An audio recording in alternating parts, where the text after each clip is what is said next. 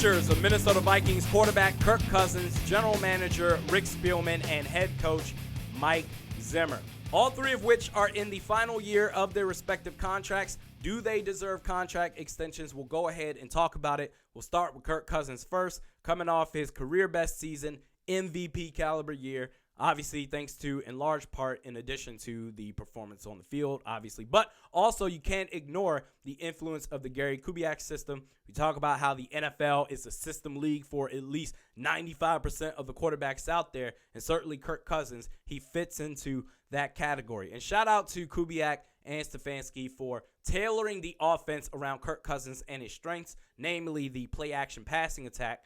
And the only problem I had with the Vikings offense last year was you invested so much money in the passing game with Kirk Cousins and the receiving weapons, and yet you treated it as second fiddle to Dalvin Cook and the running game. So fiscally, it just didn't make much sense, but hopefully we see a little bit more aggression in that regards in 2020. And for what it's worth, for all the problems and the shortcomings the Vikings had last year, I don't think any of that should fall onto the shoulders of Kirk Cousins. With that said, should he get a contract extension? In my humble opinion, no. I want to see a little bit more consistency out of him. So if you can replicate to some degree what you did in 2019, this time around in 2020, go ahead and give him that contract extension. I'm good with it. We move on to Mike Zimmer and Rick Spielman. And for both of them, I think it's the same. We need to see production. No more, we're still trying to figure it out. Figure it the fuck out, okay? For me, it's conference championship game or bust. Specifically, we'll start with Rick Spielman. Great draft picks, great signings. That much cannot be ignored. But at the same time, for the vast majority of your tenure, you've consistently failed at putting together a complete team. Hell, half the time being lazy as shit at addressing the weaknesses on this team. Half-assing the offensive line. Matt Khalil, for example, you held on to this dude forever when it was clear that he was a certified bum ass. And this isn't hindsight 2020. I am on record, whether it's podcasting, Twitter, Facebook, going over the airwaves with the former network that I was previously a contributor for. I've said this before that Matt Khalil, he needs to go. You even gave this dude a fifth-year option, and year after year, the amount of excuses for this dude, oh, he just needs to get healthy. He understands the system. Oh, he just needs to be challenged. He's finally gonna get it right. Never got it together. Certified bust. Wide receiver 3, right? Laquan Treadwell. Laquan Treadwell, we drafted him in the first round, but you had a guy, a playmaker. Every single time he got onto the field, he made plays, and that's what you want to see. Jarius Wright. And you sat there and pushed this dude, Jarius Wright, to the curb. I believe that was in 2017 before you got rid of him in 2018 for Laquan Treadwell. Because in 2017, Laquan Treadwell out-snapped Jarius Wright by damn near 2-1. It was about 500 snaps to Treadwell to about 254, 256, if I'm not mistaken, to Jarius Wright. Even though, while Laquan Treadwell, he got all the hype, Jarius Wright, he made all of the plays. And kicker, what a circus act that position has been for this franchise.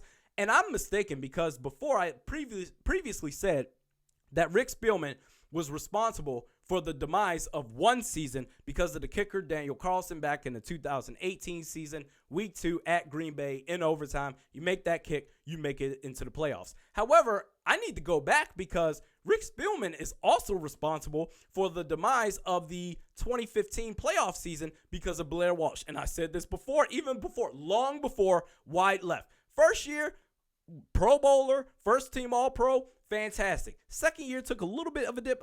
Okay. Third year, where his field goal rate dropped 12 percentage points, I said, yo, you could see it in this man's eyes. Blair Walsh, I said, this dude, he's going to cost us games. You need to get rid of him now. Not only did you not get rid of him before that wide left miss, not only did you not immediately cut this dude after the playoff loss, you allowed this dude to go into the entire 2016 offseason with zero competition. And you ended up cutting this dude 9 games into the 2016 season.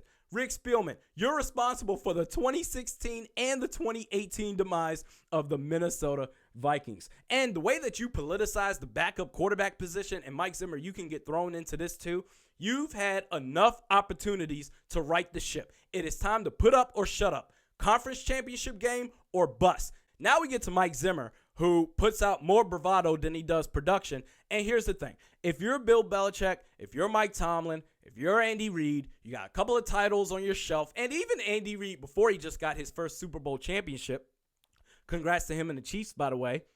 If you have multiple appearances in the conference championship games, you've made it to the Super Bowl at least, you have multiple deep playoff runs in your head coaching career, go ahead and talk that shit. You have absolutely earned it. Unfortunately, Mike Zimmer is nowhere close to that. I don't give a fuck about this man's regular season record. There's the regular season, and then there's the postseason. The top dogs, the big boys. They separate the real from the fake teams. And if you're not going to win a playoff game, you damn well better make sure that you're a tough ass out. And did you know that since 2015, ever since the Vikings made their first playoff appearance under Mike Zimmer, in their playoff losses, the Minnesota Vikings have averaged 8.5 points per game. You compare that to the other 28 teams that have made the playoffs in that time span. Well, technically, there's a 29th team, the Denver Broncos. They made it during that frame once. That was in the 2015 season, but they don't qualify because they won the Super Bowl, so they don't have any playoff losses.